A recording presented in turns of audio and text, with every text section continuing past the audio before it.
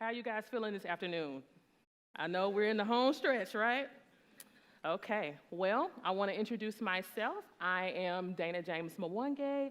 I am a brand strategist. I am a web designer. I'm an entrepreneur. I'm a wife. I'm a mommy. And what I'm going to do is share my story with you today. So I am someone who started in print and went to web, okay? Is there anyone else here that kind of had a similar journey that may have started in print? Okay, my crew is here. Yes, awesome. So I'm gonna share some lessons that I have learned. And in order for me to do that, I have to go back to the beginning.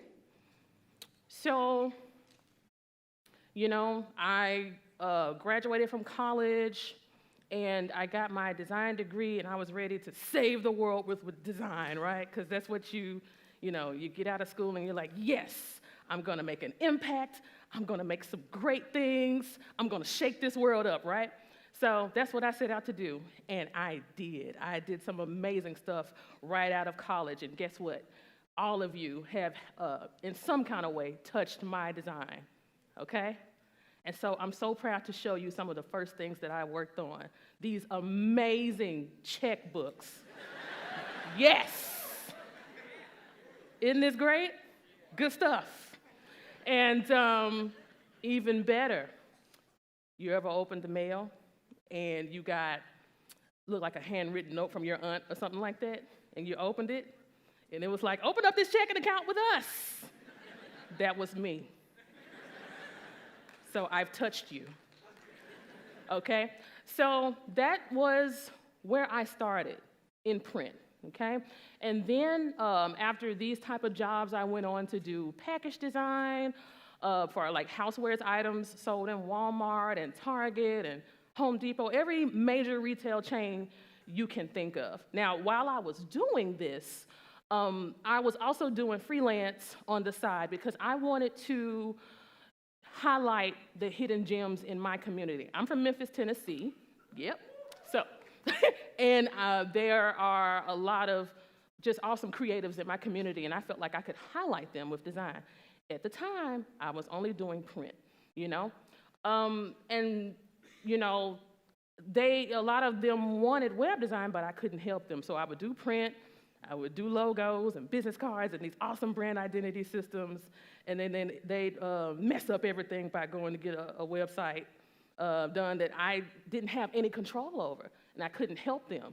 And I was like, you know, so I was like, I need to do something about this. I need to learn web because I wanted to protect what I was creating for my clients. And at the same time, I was looking at, you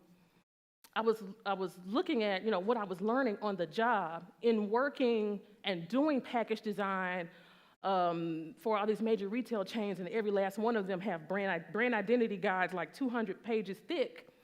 I was like, you know, it means something to protect the brand, right? And I was like, I have this knowledge, and I want to be able to offer that to the people in my community, right? So I turned in my 30-day notice, and I founded Cheers Creative.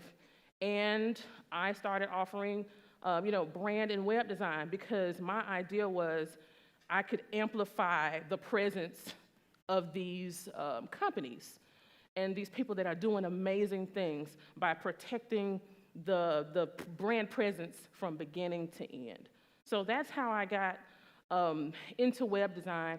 And it wasn't easy. I did everything I could do to be the best. Because, you know, you can do web, but you want to do it well, you know?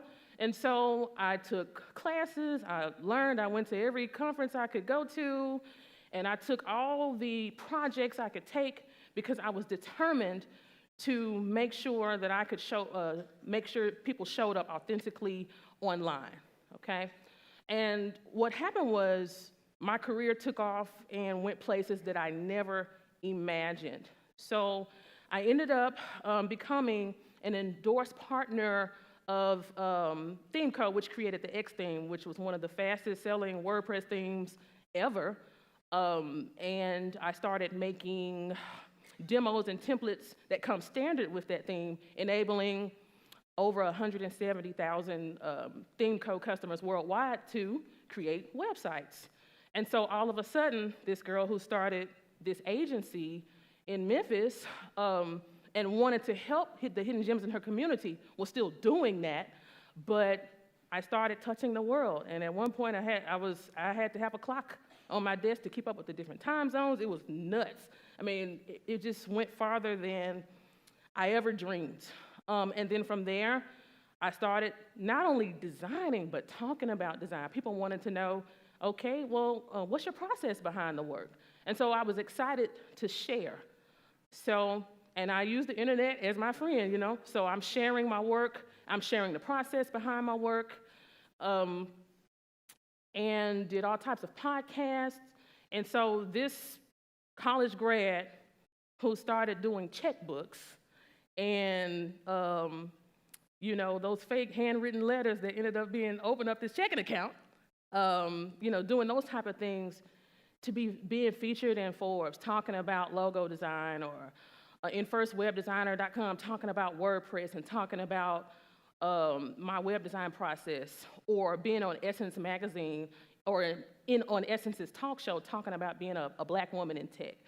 And so my skill set, you know, it got, you know, good, right?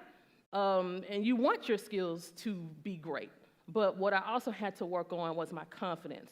And what I found was, as my confidence went up, then my career just went in unimaginable places, and it almost makes me want to cry. Like, my life has really become unrecognizable for, you know, in a great way. And so, if I can help anyone, you know, have the confidence that you need to have as a creative, as a digital thinker, then that's what I'm going to do. So I'm going to share my lessons on confidence and how you can build it as a digital thinker and as a creative, okay? So let's start with the first one. So what I learned, and I had to learn quickly, that fear is not your enemy, it's a tool, right? And I was so scared when I was like, hey, I'm Cheers Creative, or we're Cheers Creative, and we do websites and we do this, but in the inside I was like, does the world really need another web designer? Another one? You know, does, you know, what's special about you? I mean, there's like 50,000 agencies in your town alone. So why you now? And, you know, so that's what fear sounded like to me. Is there room for you? Is it time yet? You have these little babies. You have a family. Is it time to make that leap? So, you know, fear is welling up, and fear sounds like that. Fear doesn't sound like this, right? Nor does it look like this, but this is what we've been taught, right? It's ugly, it's gruesome, it's in your face, and it's like, you know, you're gonna fail today. Like, we've been taught that that's what fear, that's what fear looks like, you know? But if it did look like that, wouldn't it be so easy to recognize it and say, fear, get the hell on, what are you know? But we can't, right? So, you know, so what I want you to do is divorce that, right? Because we've been born into teachings that teach us that fear is like that. And when you learn it like that, you think, I can't combat it, right? So fear shows up like this. Are you sure you want to launch that app right now? Are you sure? You know, like, maybe don't show your process right now because it's too messy. You got a few more things to perfect, because, you know, perfection is real, so. Or too many people have the same idea. You gonna do another app too on how and help people, a scheduling app, seriously? Another one, you know? Or, you know, maybe wait until you have 1,000 followers. Wait till you have an audience, and then launch what you're gonna do, and then strike out on your own, right? And so, Freddie, why would fear look like that to sound like that? You know, it's like that doesn't even go together. Like that would be like a passive-aggressive type of Freddy, like a monster that's like gruesome, but saying the smallest things, right? But so when you realize that, not just hear it, but internalize that every day, remind yourself that fear is just that nagging friend that wants me to be okay. That's all it is. Then you can realize it's just an indicator that you may be going in the right direction. That's all it is, And there are always risks, but fear is not something you fight. Fear is something that you acknowledge, right? And then you use what fear is telling you to say, okay, well, hey, fear, we're going to go do this. So I hear you, yeah, okay, but we're going to go forward, okay? And now that you're not spending all of your energy fighting fear, now you have all this energy, and what can you do with it? You can really focus your energy. So I have to be I search for energy and time the way you search for coins in a couch. Do you know what I mean? Like you have to really, really search for the energy. That means adjusting what you eat. That's very important because we creatives, we'll wing it on Hot Pockets and Pop-Tarts, and I'm gonna create some dope stuff today, and we are full of stuff that doesn't really serve us, right? And there's not enough talk about that, So what are you doing to give yourself energy? And when you have those fearful thoughts, you're spending your energy in the wrong place. So now that you're not fighting fear, right? Now you're not all like, this is Sparta on fear. Now you have all this energy to create and explore. And when you create and explore, you have to leave room for failing publicly.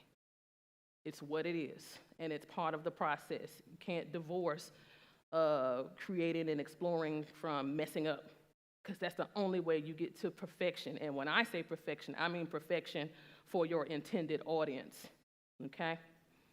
So that's what I think about energy and where you need to put it. So this is the third one. I know you guys have heard about everybody knows what imposter syndrome is. And so if not, I'm just gonna, I'm gonna give my definition of it and how it showed up in my life. So imposter syndrome was interesting. It seems to affect the most skilled people.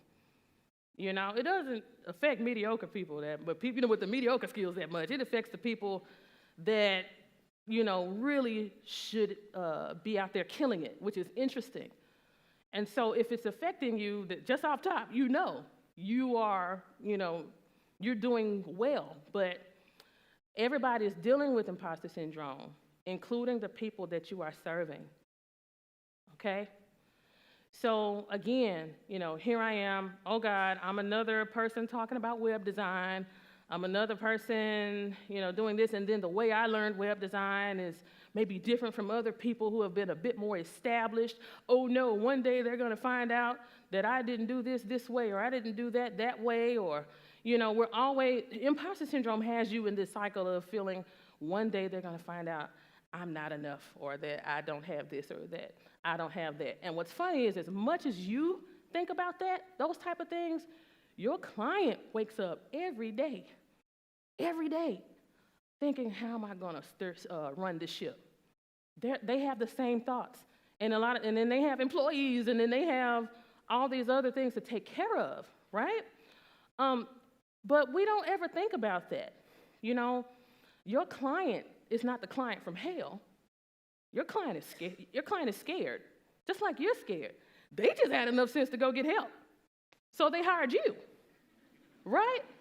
And so when you understand that, then now you can build up your confidence talking to clients and taking on a strategy role, right? So what does that conversation look like? So the thing is, what you don't want is your imposter syndrome and your client's imposter syndrome to talk to each other. because that's when you create some crap that just don't work. Even if it's pretty, it's just like, no, there's nothing happening. There's no engagement. There's no results. There's no conversions, because y'all are talking to your fears. So what does the client's imposter syndrome look like when they request something from you? It may look like this. The top sites in my industry use this color scheme, so I kind of want to do that. I want to go there. And so what does your imposter syndrome say? Okay. Let's do it. Because you think, your client has paid you, right? But they've paid you to create something, but it's also your responsibility to lead them, right? So what do you think happens? You're just going along with it, and now you're feeling all resentful and like, we're gonna do this, but I really don't want to do this, and the client has really essentially asked you to hide them, hide me in plain sight, because imposter syndrome makes you want to hide. So make me look like everybody else, So instead of your imposter syndrome speaking to the client, what if the confident you spoke to the client? What would that look like? Let's explore something else that's going to really set you apart and help you dominate over time. So what this means is, what I'm going to do for you, it may not make sense, but that's okay, because we have the tools to help it make sense over time, okay? So let's explore that. And so what you're doing now is you're easing that client's fears. And the more you do this, the more you talk to your clients like this, the more confident you get. You see? So that's it. When you understand that your client is dealing with that and you're dealing with it too, you can go forward leading and consulting and designing and creating with compassion, with more emphasis on compassion, because you understand where they are.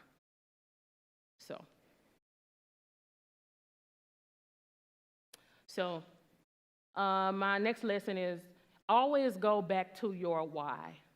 And the problem is, we don't really visit our whys enough. Why is like that family member that you just forgot about. And so now you're just out here slanging websites and doing stuff, and you're just working, and you're getting into that rhythm of working, and sometimes you can forget what the heck you're doing it for. Like, why the heck have you decided to show up in the world as a creative, as a designer, as a developer? There's got to be a reason, right? So what we're going to do right now is I want you to go back to your why. And we need to put this in the forefront of our minds. And so I'm going to share my why, I've always been an artist, right? But, when I got into graphic design, honestly, because I saw another college major who was in graphic design. And I was like, I think I want to do that too. And I got into it, and I liked it. But what happened was, when I started doing freelance, my first client needed a business card design, and she had a cleaning business. But from the looks of the business card, you could not tell that she had a cleaning business. I'm like, this card is not clean, and she's cleaning. This is a problem. So I did the business card, but I really did a whole brand identity system for her that was on this business card. But it was clean and crisp and white and blue and all the things I knew I needed to do for people to get the right idea about her business. Then I presented it to her, and she looked at that card. I'll never forget it. She looked at that card, and she said, "This is me? This is me?" I said, "Yes." And so then I see the shoulders kind of go up a little bit. And I'm like, we've always been taught that design can change things and all that jazz. But when you see it, when you see what you've done actually change the way a business owner thinks about themselves, which in turn changes the way they market themselves. So now you've changed the way they go to networking events. Instead of saying, hey, here's my business card, don't look at it. Now they're saying, this is me. And they're all confident. I was like, I like that. I like creating that moment for people. And I love sharing and I love talking. I love teaching. And I was like, you know what? I love seeing the light bulbs turn on. And so what I do is I try to keep that in the forefront of my mind. If that means I have to save screenshots of testimonials, if I have to save text messages, if I, go back and just immerse myself in the why and keep that in the forefront, that also builds confidence. If you ever forget that you actually have made an impact, you can put those things in your face, And also, your why is your unique branding content. If it's tons of us in here that are doing design and development, what separates you from the next guy? Your why. So, I'm going to go with the person that says that tells me the story versus someone that just has a portfolio. Everybody has that, right? So, yeah, your why is your unique content. Also, this lesson is very important. Bring everything. Nothing goes wasted. Nothing goes wasted. I'm still that girl that was designing checkbooks. I'm still that person that was tricking people with the handwritten letters saying, open up your bank account. I'm still that person that was designing package design and all that great jazz, right? But I take what I know about branding into web. I take what I know about print and package design. Don't waste a side. Don't do that, So what does that mean? Don't create a page without having some type of call to action. Like, I'm bringing everything that I am to what I do. And so that's what when you do that, that's what makes you different, okay? Bring everything because you're going to need it. And you need to use it. Even the things that you thought, the things that happened that you thought added nothing to you or were hurtful or whatever, you're gonna need that one day. So bring it all. Work it out. So what I mean by that is that confidence is a muscle that you get to work every day. So if you don't have confidence, one thing you need to stop doing right now is stop beating yourself up about, okay, I don't have enough confidence. Because now you're getting back into the fear thing and the imposter syndrome thing, and that's not good. You want to get out of that cycle. If you want the confidence, take every opportunity to build the confidence up. And so what I had to do was take it moment by moment, reply to that email immediately. Price your work like you got some sense. Y'all know what I'm saying. Price on value. Tell the client, you know what? We're going to go this direction, and we're not going to design necessarily for your personal preference because you don't like orange. We're going to design to create actual results for your clients. For your audience. That's what we're designing for. Every day. One time, me and my partner walked out of a meeting after a company told us what they were and what they wanted, and I didn't even have to look at them. I was like, we knew what they want made no sense. And it wasn't going to help them. And we had to walk back. We said, you know what, we're going to do it. And we walked back into that building. And we told them, listen, the worst thing we can do is give you what you want. And they was like, are we fired? I was like, no, you're not fired. But we need to revisit this, And it's like, okay, well, let's do it. So there was nothing to be scared of. But we feel like that was one of the biggest wins for us, standing up. So confidence is a muscle you work, just like creativity is a muscle you work every day, okay? So your network is your lifeline. So, I always say all the time that, my peers, my mentors, my teachers, they give me wings. My partner encourages me to be myself and be funny. Y'all, I do voice impersonations, and I did voice impersonations at the end of a branding workshop we did not too long ago. Like, be your, like my partner encouraged me to be myself. My mentor said, hey, you can do this. It's like literally saturate yourself in a network that's going to add to you, and that's going to give you great ideas. And maybe you guys have the same values, but you have different methods. You don't want yes men around you, right? You just want people that are going to help add to what you already have going on, okay?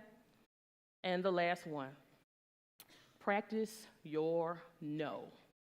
This is probably one of the biggest confidence boosters that you can do. I had to practice no, because when you're scared and you're fearful and you're dealing with imposter syndrome, you say yes to everything. Yeah, we can design that for you in 3 days, yeah. Yeah, we can do it, yeah. And I'm like, shit, what did I do? But that's, so I had to learn how to practice that. No actually creates room for the yes. I wouldn't have been able to write think pieces and go on Essence and doing all that stuff if I had been bogged down with all the stuff I should have said no to. I wouldn't have been able to do it. And once, all you need to see is that no work out for you one time, and you'll be hooked to saying no. You'll be hooked, So you have to make room for the big yes. And so like you guys have learned so much. It's been jam-packed talks these past 2 days, and you've learned a lot of stuff. You've learned a lot of things, and I'm hoping that these tips that I've given and that my story will help you. Some of y'all probably need to send an email right now. Some of you may be working on stuff while you're here right now. I know how it goes, And, you're going to go back to your hometown, back to your corner where you work, Take one of these and just start working that confidence muscle while you develop your skill. Okay, you guys?